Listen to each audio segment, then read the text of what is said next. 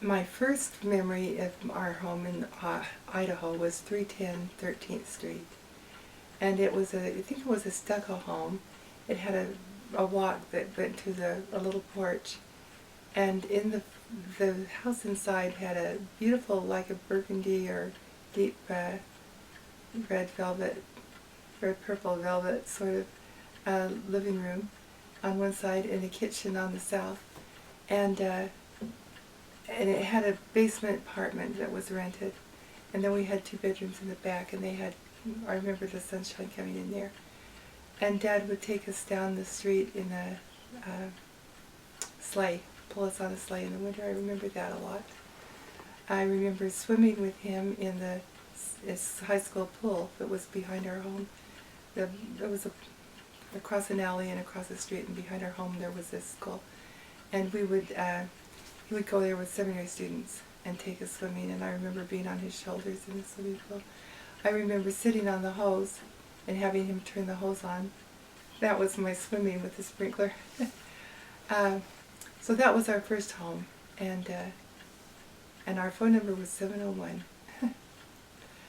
And then the next home that I remember was on 27th Street, and we moved on Halloween night. It had a big front porch that we played a lot with our dolls on, and it had a dining room and a living room, and the kitchen. There was an arch between the dining room and living room. It was across the front of the house, and then you moved from the dining room back into the kitchen, and the bedrooms were behind. There were 2 bedrooms, and a narrow driveway that was between the home and the neighbors, the Marriotts, and Mother would do dishes with Sister Marriott across the driveway. I would think that if they opened the windows they could have probably held hands. It was just wide enough for a narrow car. And that was the second home we lived in. And that phone number I think was 7392. When we came there was a big phone in the hall, and you picked it up and you could ask for the operator. Well, the operator answered. You wait for the operator. And you could talk to her. If you needed to talk to someone, you could talk to the operator if you needed help. And they were party lines. That seems strange now to realize that everyone was on your line listening to whatever you said. But that's the way it was. And we had a little yard in the backyard, in the back of the home that was fenced. Dad put up a fence, a picket fence, and he let me help paint it green. And that was fun. And it had some beautiful flowers and a place for us to play. The thing I remember about that house, it had a front porch, and when it snowed, the snow would come up high to the front porch, and we'd get on the top of the front porch and get on our sleds and slide down. And that's the thing that I remember. And I remember also, Dad built us, we had a clubhouse in the backyard. I can't remember whether it was just a tarp thrown over some chairs or something like that. I love this house because I have these very sweet memories, and there's only 1 or 2. I do remember one morning waking up in bed, and there was a huge black bed.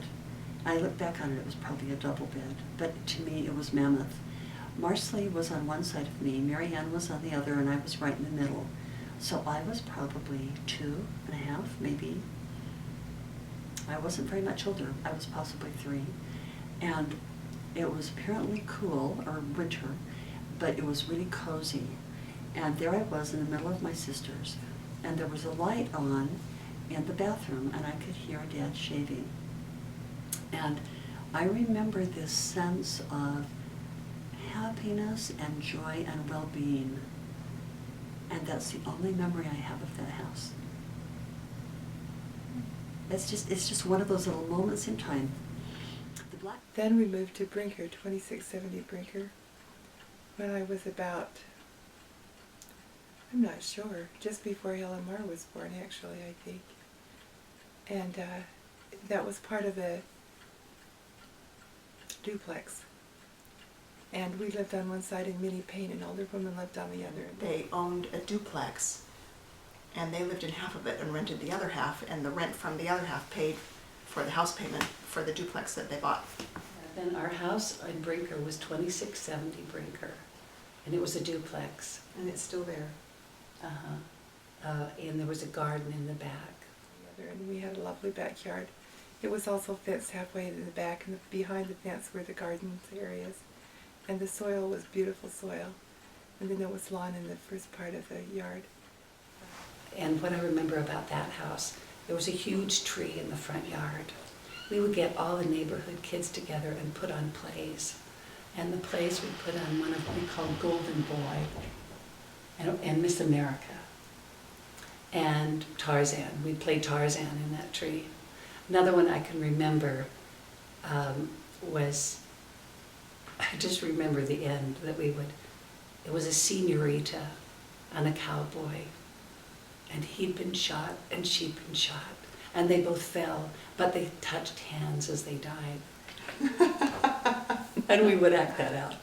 Some things I remember about that house is there was a breakfast nook that was closed in on 3 sides with a table in it, and then he built a bench, and it actually had yellow upholstery on it, That he on the built, 3 that sides he that he installed. built. So when you sat down, y'all had to scoot in to fit around the bench for breakfast. And we had our bedrooms in the basement. So he rigged up an old telephone or something so we could call to their bedroom upstairs. And they could call down to us to wake us up in the mornings. The black bed eventually got moved to the Brinker house, and Marcy and Marianne got their own bedroom, and Doug was born, and Doug and I shared a bedroom, and then Helen Marr was born. We had basement bedrooms. There was one bedroom upstairs that Mother and Dad had. And I think Douglas slept in the hall. He was a baby. And then we had rooms downstairs. And then when Helen Marr was born, I guess Douglas went downstairs, or maybe it was about time for us to move. And then the other part of the basement, it's funny, the part I remember is the basement because that's where we played. And we had, I remember, we built, one of the songs that was popular then was Shine on Harvest Moon. We made a big harvest moon out of paper that we jumped through. And that, down there in that area, play area. And I remember I made play food out of clay and painted it. Little green peas and a fried egg, the white part and the yellow part. I still remember that. So we'd have food to play as we played. And there was a room down there for dress-up clothes and my mother's fancy formals and things like that. Do you remember that room? No, because, Yeah. see, I was so It was a little. storage room and clothes in bags. I still remember the smell of it. And then next to it was the coal room. And the house was heated with coal. And so once a month or so, the big truck would come and there was a chute that went from the side of the house down into this room and filled this room up with coal, and that's how we heated the house. When she was born, I was 6, and it was just so much fun to have this little baby. And Mother would be busy, cooking, and she'd say, "Go sing to Helen Marr."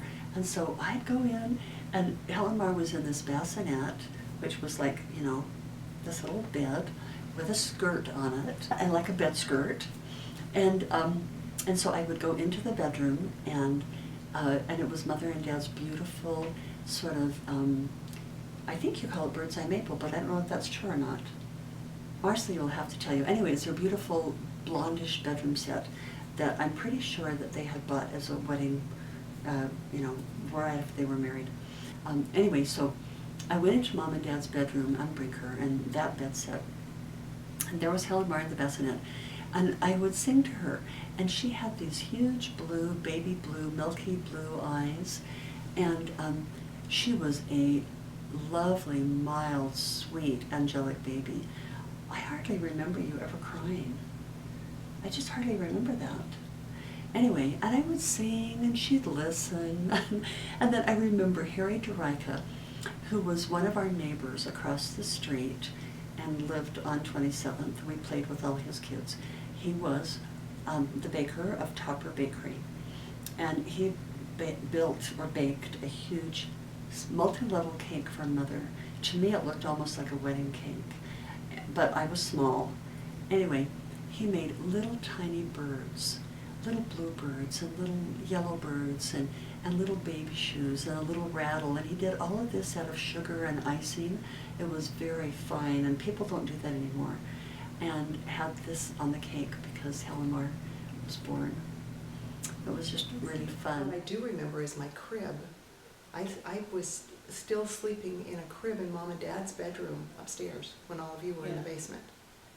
And I remember all of you climbing in the crib with me one day to play, and Mom saying, "You'll all break the crib." You can imagine 5 kids in a crib, but you all climbed in because you thought that would be a fun place for all of us to have a little hideout in my crib. But I was 2 before I left the crib because there was no more room for me.